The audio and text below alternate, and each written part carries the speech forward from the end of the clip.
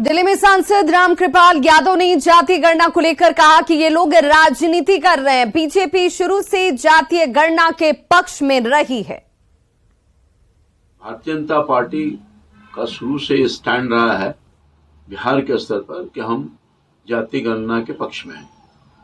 जातीय गणना हुआ और उसके पक्ष में हम लोग जब एनडीए की सरकार थी उसी समय यह निर्णय लिया गया और सभी ऑल पार्टी के जब डेलीगेशन आया था माननीय प्रधानमंत्री जी के समक्ष बिहार के संदर्भ में, तो हमारी पार्टी के लोगों ने भी अपना प्रतिनिधि भेजने का काम किया था।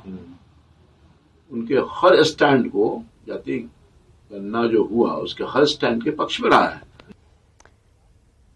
तो जातीय गणना की सुनवाई में सॉलिसिटर जनरल की एंट्री को लेकर वित्त मंत्री विजय चौधरी ने केंद्र पर हमला बोला है और केंद्र पर साजिश रचने का आरोप लगाया है। आप खुद आके कह रहे हैं कि हमको कुछ नहीं करना है, पक्ष में विपक्ष में, तो ये क्या मतलब है? ये तो हास्यास्पद स्थिति है, यह तो दुखद है। और सबसे बड़ी बात है, इससे भी अधिक जो हैरानी की बात है कि इस बात के कई दिन हो गए लेकिन आज तक भाजपा के किसी नेता ने इस पर कोई अपनी प्रतिक्रिया नहीं दी है।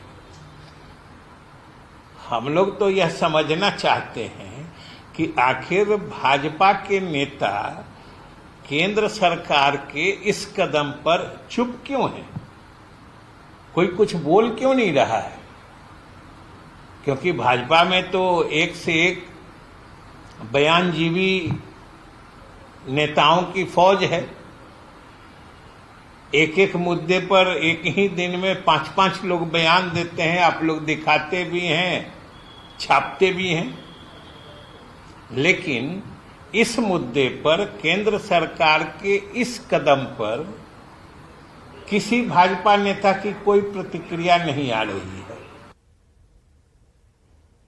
तो सीएम की तरफ से केंद्र पर जमकर निशाना साधा गया। जनगणना नहीं कराने पर सीएम ने हमला किया है। जनगणना में देरी पर यह हमला किया गया जिसमें इतिहास को बदलने तक का आरोप लगाया गया है मुख्यमंत्री की तरफ से।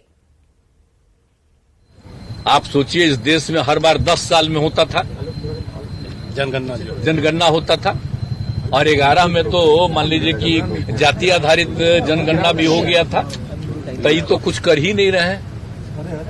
21 से किए कितना साल बिता दिए, तो ये तो पहला बार हो रहा है ना जी।